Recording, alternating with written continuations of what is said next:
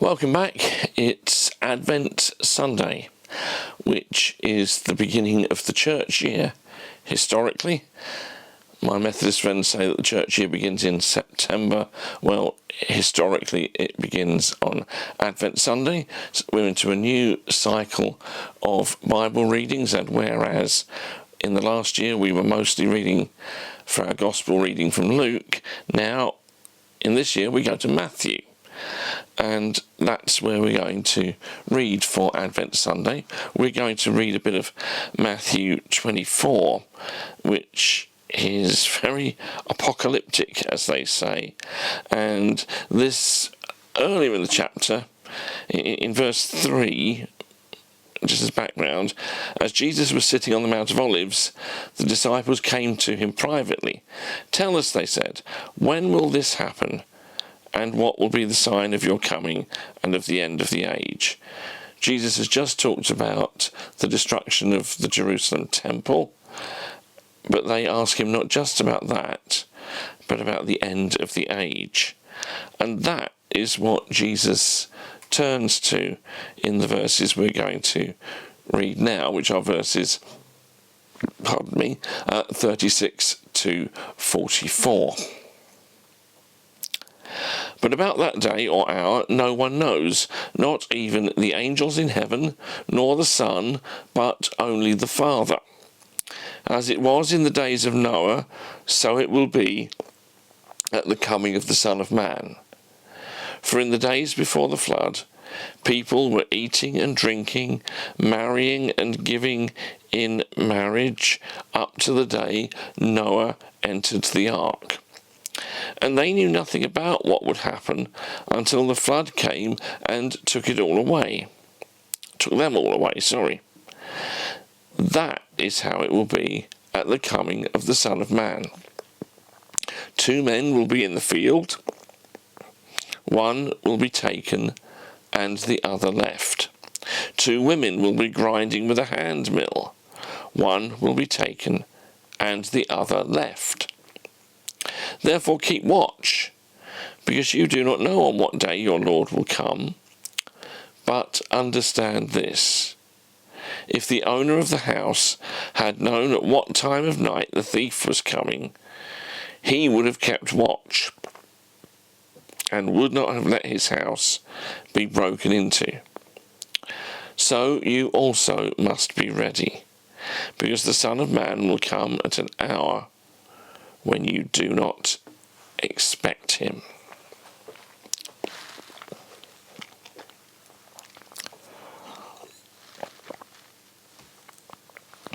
A few months ago, Debbie and I went to the G Live venue in Guildford to see a concert by a band that had been hugely popular in the 1970s, namely 10cc. Like many such bands today, there was only one original member left, Graham Gouldman, the rest mainly having been replaced over the years when they left by talented but not so well known session musicians. And they launched the concert with a track from, I think it must have been their biggest album, the original soundtrack, the one that had "I'm Not in Love" on it. But this was a song called "The Second Sitting for the Last Supper." The lyrics mock the fact that Jesus has not returned as he promised, and meanwhile, basically, the world goes to hell in a handcart. So, these words are in the song. 2,000 years and he ain't come yet. We kept his seat warm and the table set, the second sitting for the Last Supper. And it may be that the doctrine of the second coming of Jesus, which we traditionally mark on Advent Sunday, is one that has brought Christianity into disrepute. For one thing, we have proclaimed that Jesus is coming back, but he hasn't. For another, some Christians and some sub-Christian or non-Christian cults have predicted dates for Jesus' return, only to be proved wrong every time when the date passed.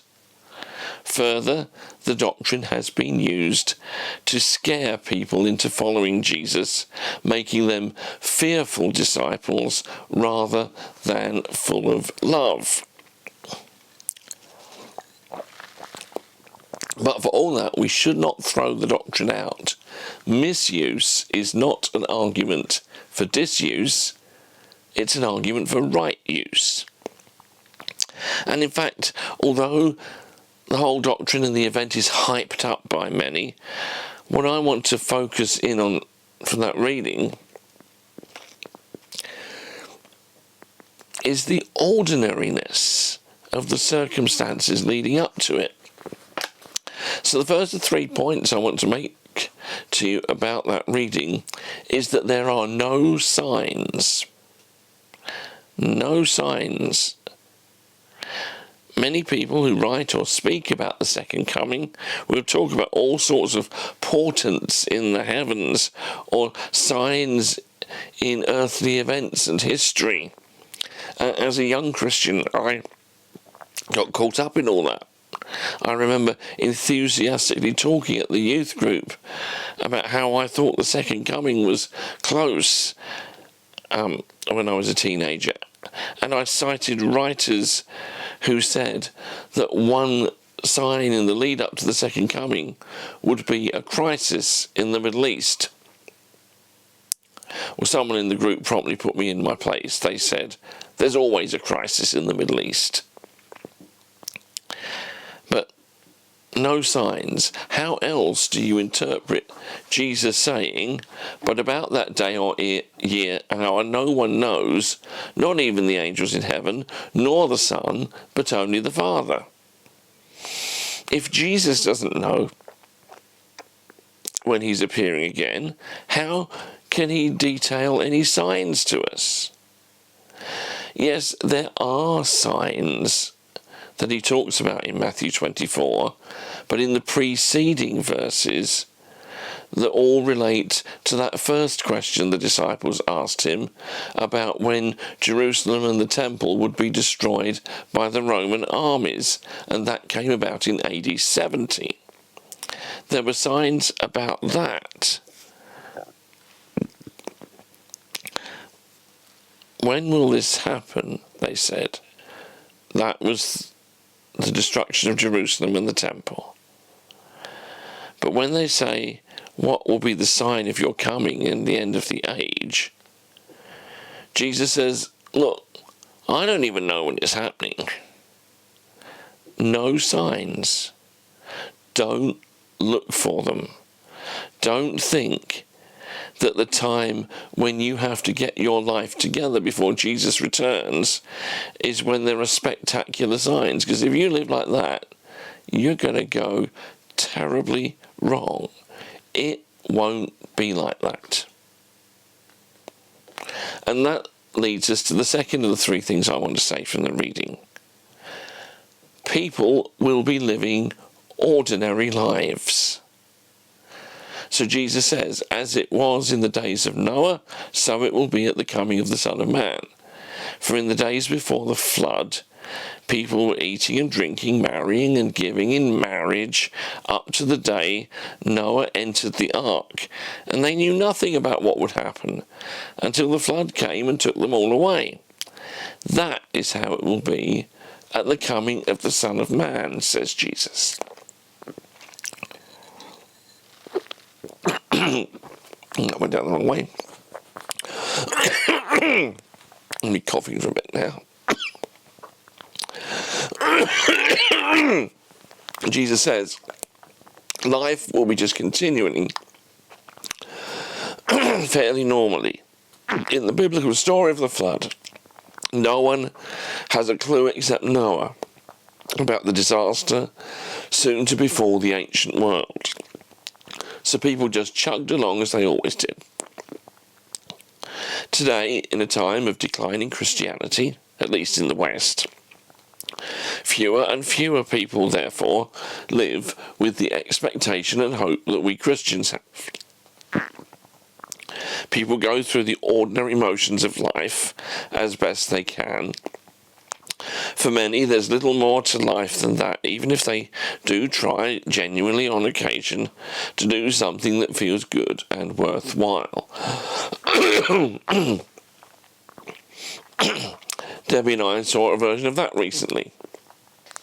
We went to see the acclaimed musical play Girl from the North Country. It features the songs of Bob Dylan, which was the attraction for me, and they're given startling new arrangements and sung brilliantly by the cast in the play. But the actual story of the play in which they are set is bleak. It's a story of ordinary folk in the town of Duluth, Minnesota, which was Dylan's hometown, but it's set in 1934, which I think was about 7 years before Dylan was born, and he doesn't feature in the story. And as we watch the lives of these ordinary townsfolk unfold and interact, and we then hear the summary of what happened to them at the end, we discover that most of them lived and died in a sense of relative hopelessness. Now, on the night when we saw the play, there was thunderous applause from the audience at the end. Several audience members gave the cast a standing ovation, and it was well done. But there was no hope, no redemption. And today, I suggest to you, that's how many people live.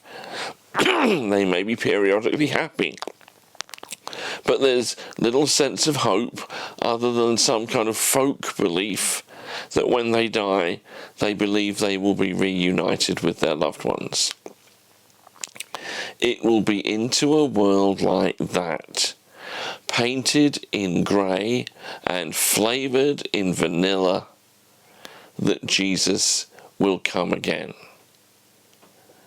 But that day will come, says Jesus, and it will be like when an army invades and takes some people away. Two men will be in the field, one will be taken and the other left.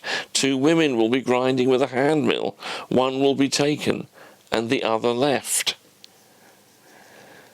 And so the very questionable doctrine of the rapture, which some enthusiastic Christians talk about in terms of the second coming, is completely the wrong way round. It's not that the righteous are taken away and the sinners left on earth. It's the other way round.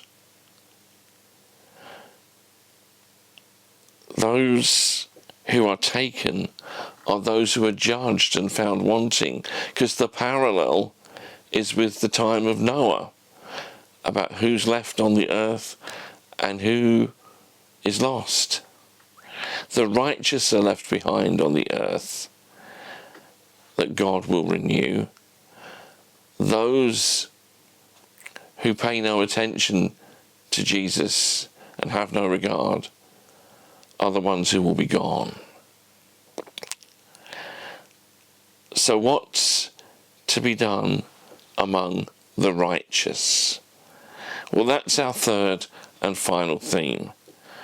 And it's this: the way to prepare ourselves is to be watchful and ready. Listen to how Jesus talks about that in the last few verses of the reading. Therefore keep watch, because you do not know on what day your Lord will come.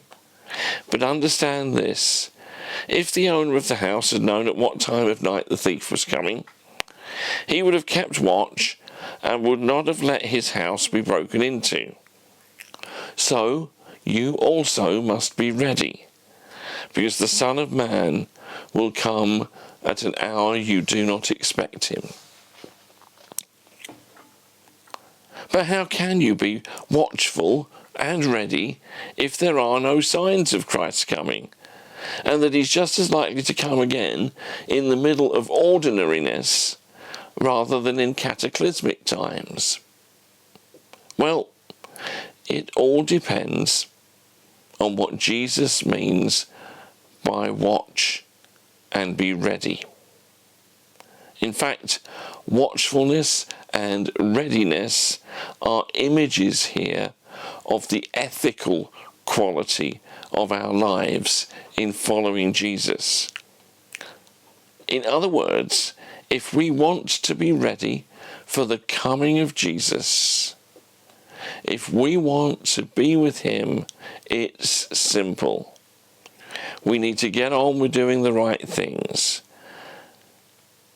We've responded to his forgiveness at the cross, and our response of gratitude is just to get on with doing the right things.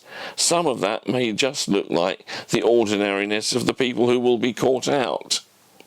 Hence Martin Luther's famous quote, "If I knew Jesus was coming tomorrow, I would still plant an apple tree and collect the rent." But it's about doing everything that is consistent with being a disciple of Jesus. It's about being a faithful servant of the Master, something Jesus goes on to speak about next. So once more, there's no need to be spectacular. There's no reason to engage in lurid speculation. The key to being ready for the coming of Jesus is in a form of spiritual ordinariness. We read the Gospels to learn what Jesus wants of his disciples, and then that is what we set our minds, our hearts and our wills to doing. We'll still be shocked and surprised when he turns up. But if we respond to his love with the life of a disciple, then actually we will be ready for life in the new heaven and the new earth.